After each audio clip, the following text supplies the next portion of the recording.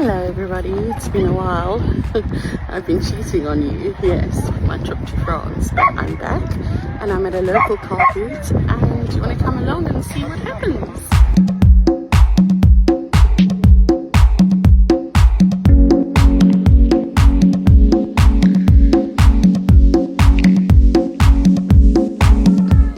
It is a big Carboot.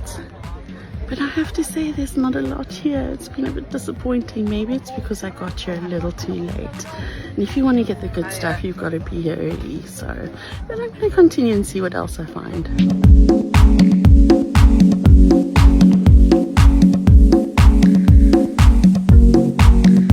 The rain is on the way, so everybody's packing up early. So I'm madly rushing around trying to get to the end.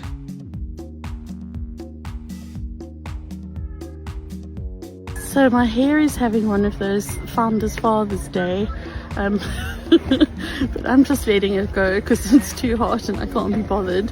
But look at this beautiful throw I've just found. It's got tassels all on the end. I think it's a bed throw, but I'm going to show you that a bit closer later on. And a few little bits and pieces in a basket. Not doing a very good job with filming, but anyway, I'll get everything out and I'll show you my finds in a minute.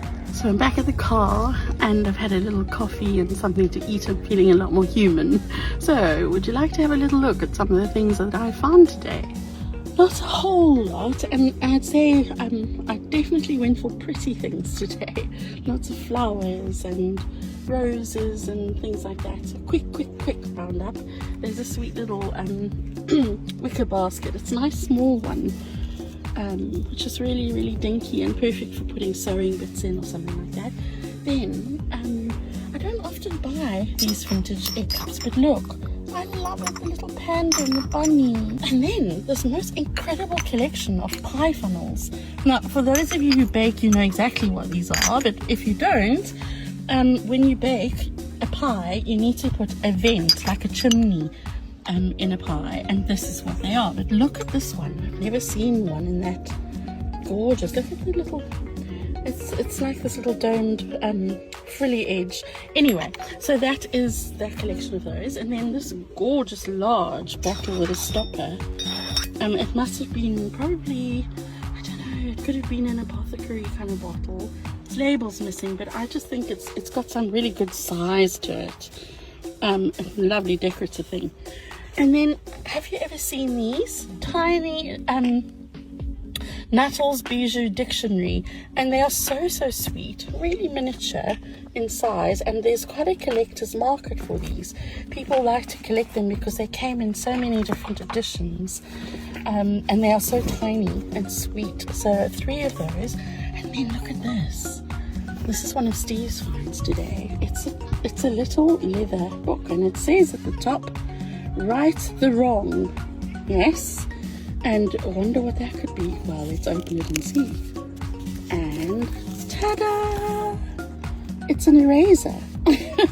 So you're righting the wrong. I just love that. It's so funky. Little press stud catch there, which is still working, and an F. I'm assuming maybe you would buy one with your initial one. Okay, then moving on, this gorgeous collection of buttons. I have no idea why I was drawn to them. Perhaps because they are sort of shiny and there's a whole lot of them, but they feel old and interesting. Right, now that is a print in the back over there, and the reason I bought it is because one of my favorite mid-century artists, Tretyakov. That is a print of one of his very well-known works, and Tretyakov, as you may know, did the Green Lady or the Chinese Lady.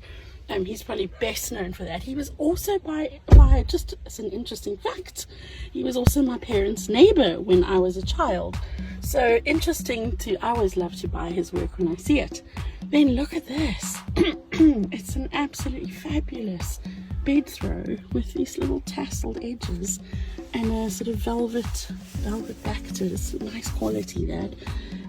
I think it's a bed footer or sort of over the back of a sofa or something, but yeah, I just couldn't leave that behind.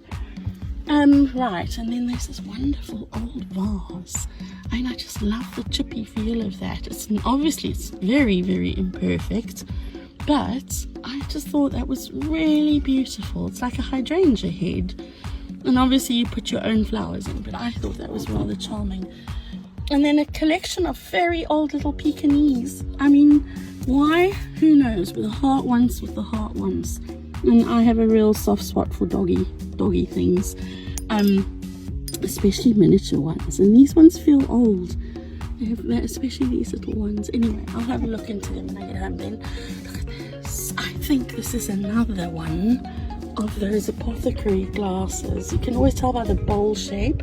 It's very old. There's all these ripples in the glass. You've got the ground down mark underneath, bubbles. So I think this might be another apothecary style, and probably used for keeping, I don't know, they had all different uses for things like that, but many of them were used for leeches, so I'll have to look into that one.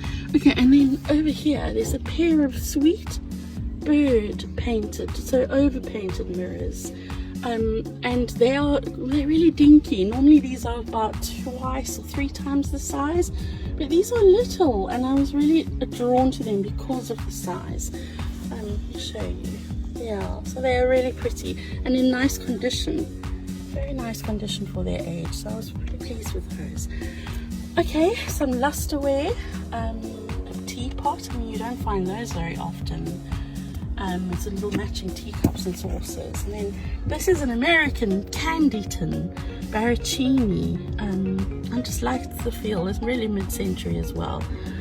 Okay, couple of books today. I like the cover of that. Don't know what the inside is about.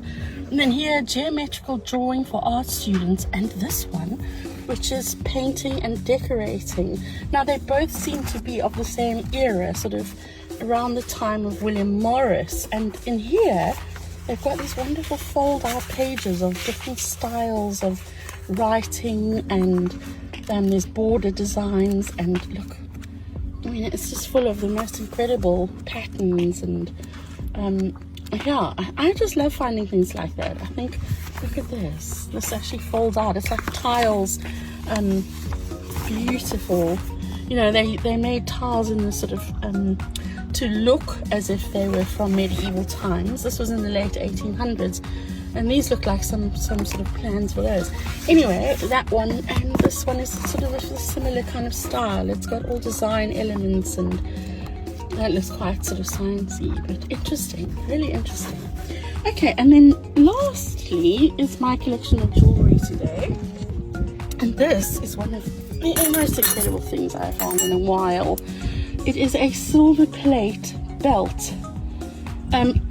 You know, I've seen nurses' buckles that are similar, but they have a sort of fabric belt and then sort of 2 clasped silver bits like this. But this is an entire belt made up of the most incredible detailed cutwork,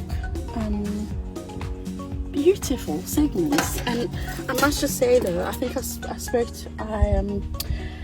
I think I described it earlier as being quite tiny, and it is. It's for someone with a really beasting waist. Okay, and then in here is my little saucer of tiny finds today. I'm just going to come out a bit. There we go. This is a beautiful sterling silver ring with lots of little marquise pieces. And then a couple of other little rings. This one, which has a tiny little, I think it might be an amethyst, I don't know. It's so beautiful. They're all silver, and this one looks like it could be iris glass, also very old silver. And then this one, which I think I showed you earlier, quite fascinating. Okay, a pair of little pink rose quartz earrings, a silver chain, and a delightful little St. Christopher with an original pink ribbon on, which I thought was lovely. And then this tiny little, I don't know what it is, it's kind of like a metal, I would say a furniture decoration piece, but I thought it was really pretty. Also probably 1880s, that sort of era. Right, so that's it for today. Not a huge haul, but I think it was alright, and yeah, pretty pleased with all that. Now I'm going to get it packed and get it home.